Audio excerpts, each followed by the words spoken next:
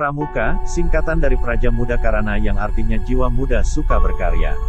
Organisasi ini ada di setiap tingkatan pendidikan, mulai dari SD, SMP, hingga SMA. Kegiatan kepramukaan ini akan membantu melatih para siswa agar menjadi seseorang yang kreatif dan terampil dalam berbagai keadaan. Tak hanya itu, di dalamnya pun akan membantu para siswa mendapat bimbingan kebangsaan dan nilai-nilai luhur dalam kehidupan. Ada banyak sekali agenda kegiatan yang dapat dilakukan jika menjadi anggota pramuka. Mulai dari berpartisipasi mengikuti perlombaan, mengikuti perkemahan, hingga mengikuti jambore tingkat nasional maupun internasional.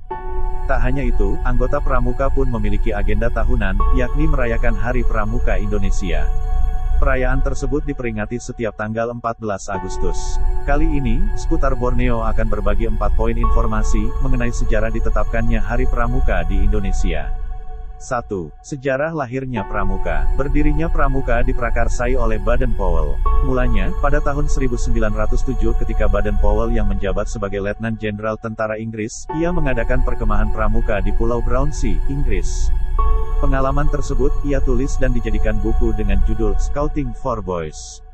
Buku tersebut tersebar di seluruh penjuru Inggris bahkan beberapa negara lainnya. Hingga akhirnya terbentuklah organisasi pramuka. Organisasi ini semula hanya diikuti oleh para anak laki-laki. Namun, ketika tahun 1912 Baden-Powell dibantu oleh sang adik Agnes Powell mendirikan organisasi pramuka untuk perempuan, Girl Guides. Organisasi kepramukaan tersebut akhirnya dilanjutkan oleh istri Baden-Powell. Powell semakin mengembangkan organisasi pramuka. Ia kemudian membentuk organisasi pramuka, usia siaga bernama CUB atau Anak Serigala pada tahun 1961. Organisasi kepramukaan tersebut dilengkapi dengan buku panduan The Jungle Book. Setelah membentuk pramuka untuk usia anak-anak, kemudian Powell mendirikan Rover Scout untuk para remaja usia 17 tahun di tahun 1918. Di tahun 1920, tepatnya pada tanggal 30 Juli hingga tanggal 8 Agustus untuk pertama kalinya diadakan Jambore Dunia. Kegiatan tersebut merupakan pertemuan besar antar para anggota pramuka di seluruh dunia.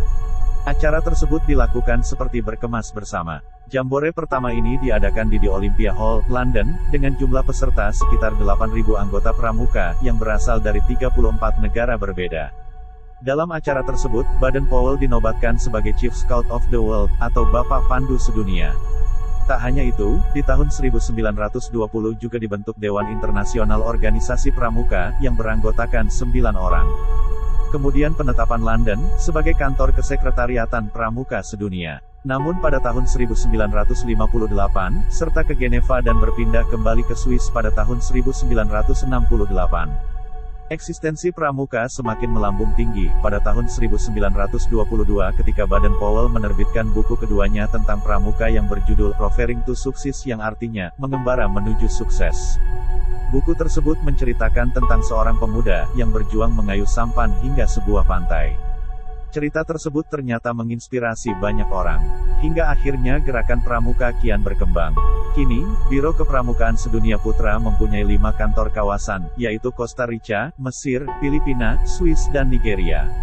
Sedangkan Biro Kepramukaan Sedunia Putri, bermarkas di London dengan 5 kantor kawasan di Eropa, Asia Pasifik, Arab, Afrika dan Amerika Latin.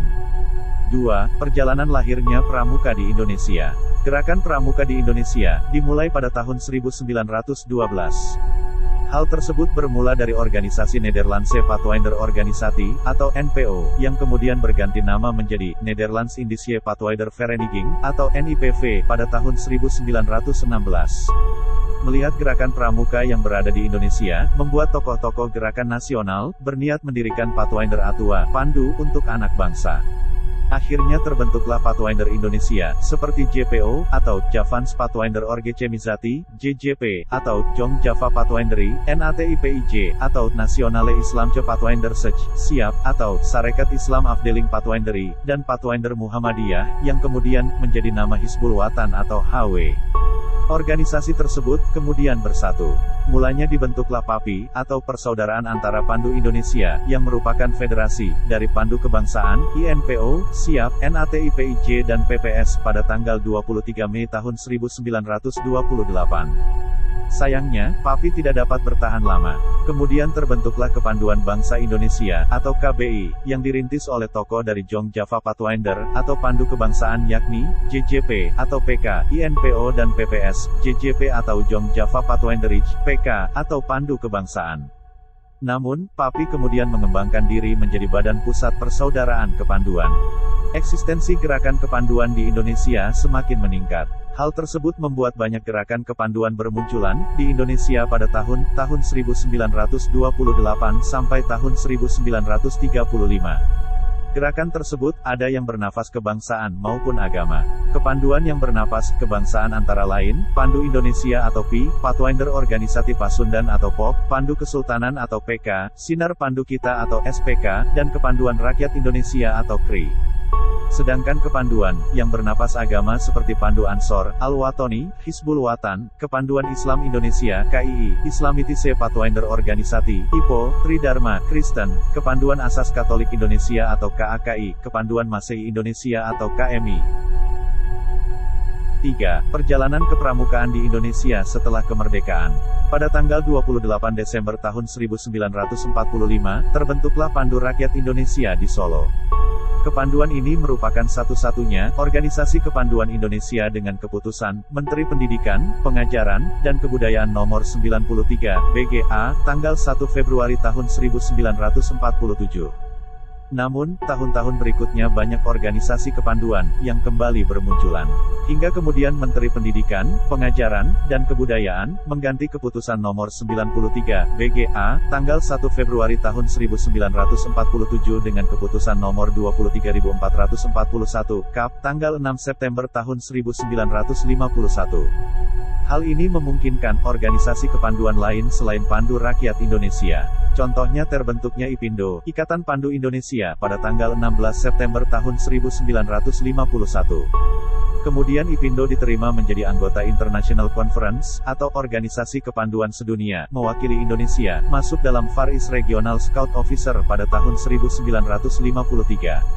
Lalu ada tahun 1954, terbentuklah organisasi POPPINDO atau Persaudaraan Organisasi Pandu Putri Indonesia, dan PKPI atau Kepanduan Putri Indonesia, yang melebur menjadi Perkindo, Persatuan Kepanduan Indonesia. Jika dijumlah, dari tahun 1950 hingga 1960, organisasi kepanduan di Indonesia, berjumlah 100. Organisasi-organisasi tersebut terhimpun dalam 3 federasi organisasi, yaitu IPindo, POPPINDO, dan PKPI.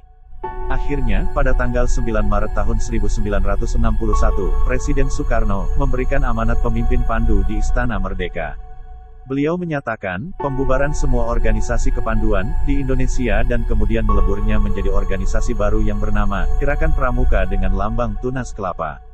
Maka, terciptalah Kepres nomor 238, tahun 1961 tentang Gerakan Pramuka yang pada tanggal 20 Mei tahun 1961, ditandatangani oleh Presiden RI.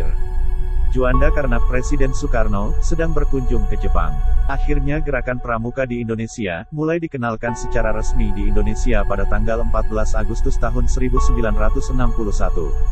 Hal tersebut bersamaan dengan Presiden RI menganugerahkan Panji-Panji sebagai penghargaan keikutsertaan para Pandu dalam mengisi kemerdekaan Indonesia. 4. Penetapan Hari Pramuka Indonesia. Saat Gerakan Pramuka dikenalkan, pada tanggal 14 Agustus tahun 1961, maka tanggal 14 Agustus ditetapkan sebagai Hari Pramuka.